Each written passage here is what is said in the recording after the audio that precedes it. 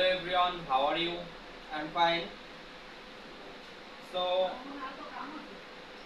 যে বিষয়টা নিয়ে আমি ম্যাক্সিমাম টাইম কথা বলে থাকি সেটা হচ্ছে রিডিং বুকস।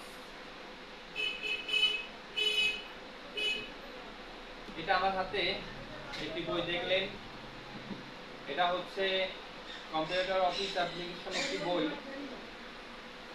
তো এই বইটি থেকে কম্পিউটার সম্পর্কে বিভিন্ন ধরনের জ্ঞান, অর্থাৎ কম্পিউটার চালানোর জন্য, অর্থাৎ কম্পিউটার টাইপিং করতে পারেন, এডিটিং করতে পারেন, ইত্যাদি ইত্যাদি যে প্রকার যে কোনো কাজ আপনি কম্পিউটারে করতে চান না কেন, এই বইটি আপনাকে সাহায্য করবে।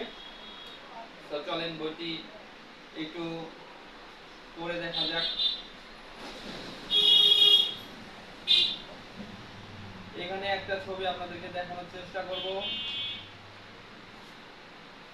দেখতে পাচ্ছেন। এটা হচ্ছে টাইপিং অর্থাৎ কিবোর্ডের ব্যবহার। এখানে রয়েছে কিবোর্ডের ব্যবহার। এটা হচ্ছে টাইপিং টাইপ কিউর ব্যবহারের মাধ্যমে টাইপিং অনুশীলন। কম্পিউটারের টাইপ শুধুমাত্র টাইপ জানলেই চলবে না, সাথে টাইপের স্পিড বেশি থাকতে হবে। টাইপ জানলে চলবে না, টাইপের স্পিডটাও বেশি থাকতে হবে।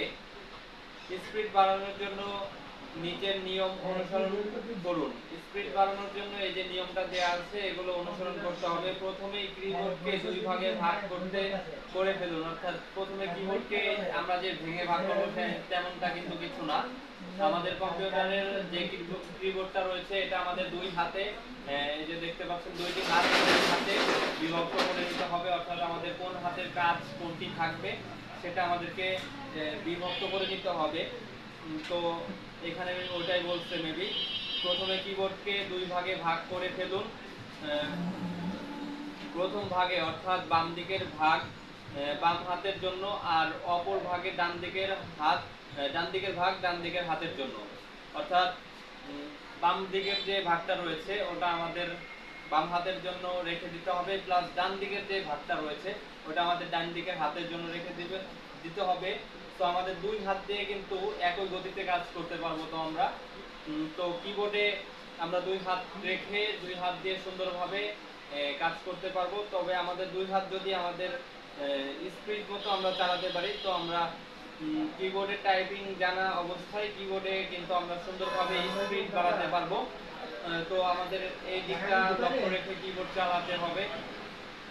আশা করছি সবাই কিবোর্ডের সম্পর্কে বুঝতে পারছেন।